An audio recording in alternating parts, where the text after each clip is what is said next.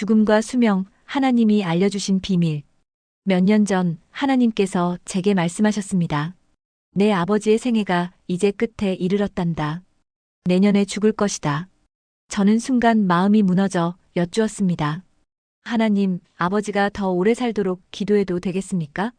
그러나 하나님은 분명하게 말씀하셨습니다. 그 기도는 합당하지 않단다. 그때부터 저는 아버지의 구원과 남은 가족들을 위해 간절히 기도하기 시작했습니다. 그리고 다음에 아버지는 갑작스럽게 폐렴으로 세상을 떠나셨습니다. 많은 이들은 믿기 어려워하며 충격에 빠졌습니다. 평소 지병 하나 없으셨고 100세까지도 사실 수 있을 만큼 건강하셨던 분이셨기 때문입니다. 그러나 아버지는 87의 나이에 생을 마치셨습니다. 저는 아버지가 하나님께서 주신 날들을 건강하게 누리며 살다가 가셨음을 감사드렸습니다. 제가 존경하던 한 목사님은 젊은 나이에 세상을 떠났습니다. 그는 평생을 하나님께 헌신했지만 고단한 삶 속에서 늘 이렇게 기도했다고 합니다.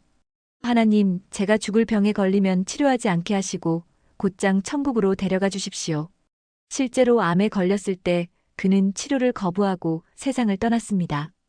그때 하나님께서 말씀하셨습니다. 그는 사명을 다 이루지도 못했고 내가 준 수명도 다 채우지 못했단다. 저는 사람들의 죽음을 접할 때마다 하나님께 묻곤 합니다. 하나님이 주신 수명을 다 산 것입니까? 만약 다 하지 못했다면 이유가 무엇입니까? 하나님은 설명해 주셨습니다. 처음부터 짧은 수명을 가지고 태어나는 경우도 있단다. 하지만 대부분은 오래 살 수 있는 수명을 가지고 태어난다. 그러나 여러 이유로 영혼이 육체를 떠나게 되지. 그 이유가 무엇입니까? 죽음이란 영혼이 육체를 떠나는 것이란다. 영은 자신이 이 땅에서 얼마나 살아야 하는지 안다. 그러나 사람의 마음이 때로 영혼을 떠나게 만든다. 삶을 끝내고 싶어하는 마음이 깊어질수록 영혼은 몸을 떠날 준비를 하게 되는 것이지. 하나님, 누구나 살면서 죽고 싶은 마음을 갖지 않습니까? 안다. 그러나 그 마음이 깊어지고 오래되면 영혼은 육체와의 연결을 끊으려 한다. 그래서 스스로 생을 마감하기도 하고 병이 찾아오거나 불의의 사고를 맞이하기도 하지. 하나님, 영혼이 육체를 떠나는 또 다른 이유도 있습니까? 있다. 죄와 상처로 영혼이 병들면 그 병든 영혼이 육체를 떠나게 된다. 그것이 죽음이지. 그래서 내가 준 수명을 다 살지 못하는 경우가 생기는 것이다. 그렇다면 인간의 수명은 결국 알 수 없는 것이군요. 우리는 하나님께서 수명을 정하신다고 믿습니다. 내 생각이 틀린 것은 아니란다. 다만 이 땅에서 어떻게 살아가느냐에 따라 수명이 짧아질 수도 있다. 그러나 내가 허락한 수명 이상은 아무도 살 수 없다. 요즘은 사람들의 수명이 점점 늘어나고 있습니다. 앞으로도 수명은 더 길어질 것이다. 그러나 일찍 세상을 떠나는 이들도 많아질 것이다. 그리고 하나님은 강조하시듯 말씀하셨습니다. 기억해라. 살아있다는 것은 무엇보다 귀한 선물이다. 살아있는 동안에만 구원에 이를 수 있기 때문이다. 죽음 이후에는 구원이 아니라 심판이 기다리고 있단다. 저는 대답했습니다. 그러니 살아남기 위해 노력하는 것은 너무나 당연한 일이군요. 그렇다. 너희는 이 땅의 삶이 끝날 때까지 성실히 살아야 한다. 그러나 하나님, 어떤 노인은 하루하루 죽을 날만 기다리며 살아갑니다. 하나님은 말씀하셨습니다. 그건 옳지 못한 태도다. 하루하루를 소중히 성실하게 살아야 한다. 그럼 하나님, 노인들에게 주실 말씀이 있으신가요? 죽음을 두려워하지 말아라. 대신 천국에 소망을 두거라.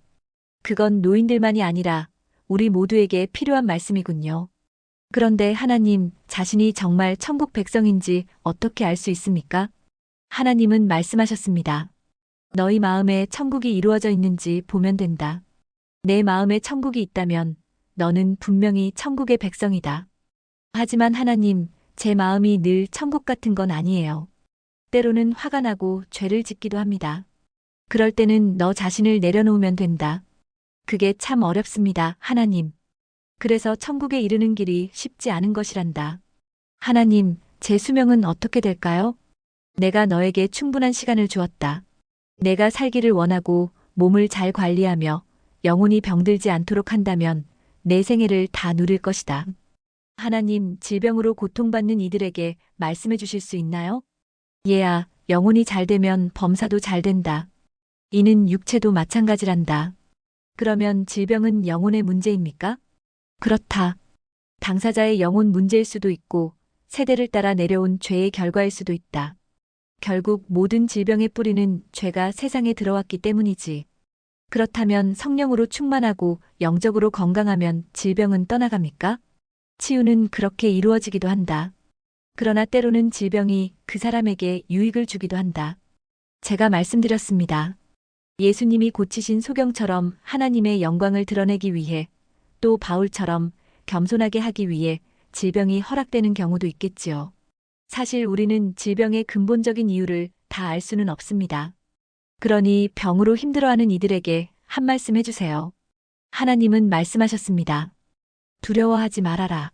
질병이 내 영혼까지 해치지 않도록 주의해라.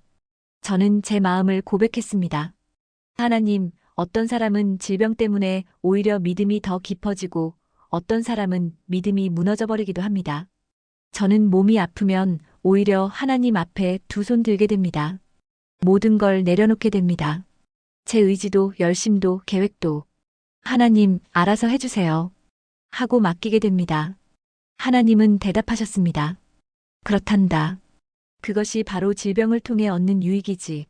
저는 몸이 아프고 나면 믿음이 더 자라난 것 같고 하나님과도 가까워지는 느낌을 받습니다. 육이 죽으면 영은 새로워진다. 그렇다고 늘 아플 수는 없잖아요, 하나님. 맞다. 나는 너희가 영혼이 잘 되고 건강하게 살기를 원한다. 그리고 내가 준 수명을 다 누리기를 원한다. 천국에 소망을 두고 마음에 천국을 이룬 사람은 천국을 기대한다. 그러나 이 땅의 삶이 힘들어서 죽고 싶은 사람들의 마음에는 천국이 있는지 의문이구나. 마음에 천국이 없는 사람은 천국에 이르기 어렵다. 그렇기에 어떤 상황이라도 마음의 천국을 뺏기지 않도록 해야 해. 저는 대답했습니다. 하나님, 마음을 지키는 게 참 어렵습니다. 그래서 천국 가는 길이 어렵게 느껴집니다. 하나님은 말씀하셨습니다. 그래서 너희는 깨어 있어야 한다. 마귀는 우는 사자처럼 달려들어 천국을 빼앗으려 하기 때문이다. 하지만 내가 늘 너와 함께 있음을 기억해라. 저는 하나님과의 대화를 통해 수명은 하나님 안에서 어떻게 살아가느냐에 달려 있음을 알게 되었습니다.